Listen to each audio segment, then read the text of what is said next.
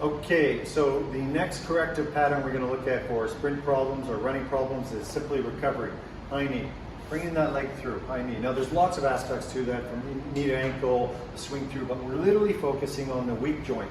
And the weak part of any cyclic motion is the recovery phase, right? Those are the small muscles that are used in bringing the joint, the arm, whatever it is, back into play. The pull, the propulsion part, that's the strong part.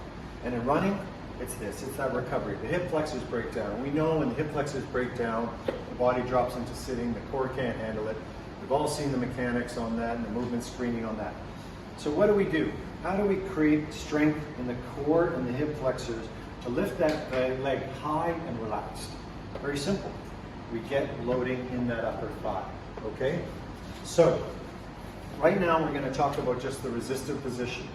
So, this is really important in all phases of the race, as you know, especially important for team sports or acceleration sports where you start and stop quick a lot, where people want to get a nice high knee action, quick knee action, good piston and power back. And it's really about bringing that leg up. Very simple. Where we want to get load now is up into the hip, all right?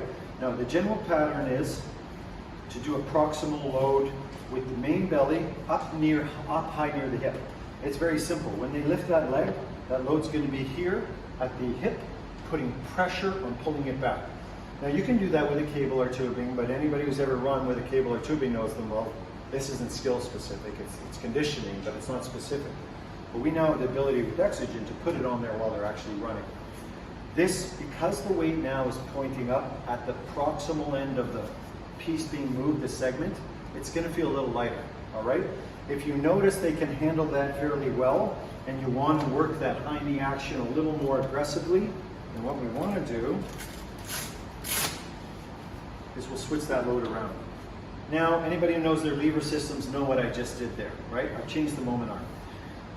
If you take a look now, the load is down low. It's down near the knee. This, for almost any sprinter in the world, will feel heavy. I don't care what your squat is. This is about high-speed motion. Taking that belly and turning it down low here changes the force output by almost 25%. So what you want to do right now is, again, work on that motion. You don't change anything they're doing skill-wise, but if you have an athlete who has a problem with that hip engagement, early acceleration, getting those legs nice and high, this is a specific loading pattern that's going to help with that. Start with the load proximal up at the high hip and have them graduate to distal, and that's a 200-gram load. And think about that before you start adding extra load. Just try one, okay? That's for hip engagement and recovery. Same thing applies to distance runners, anybody who seems to fatigue and drop into that sitting position.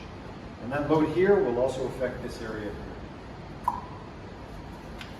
Yep. So again, anterior here. There's no rotations on him either, right? No. Okay. So we're going to keep you, we're going to put that bulk here. That bulk here. You're set. And then, yeah, just before you go, strap up. So you're set.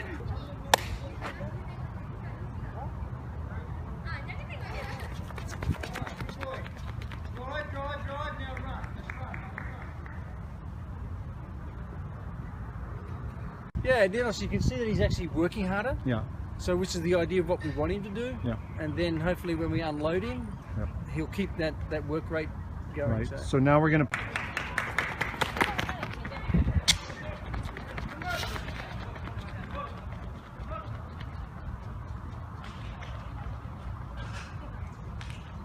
One. Yeah. And Nirosh?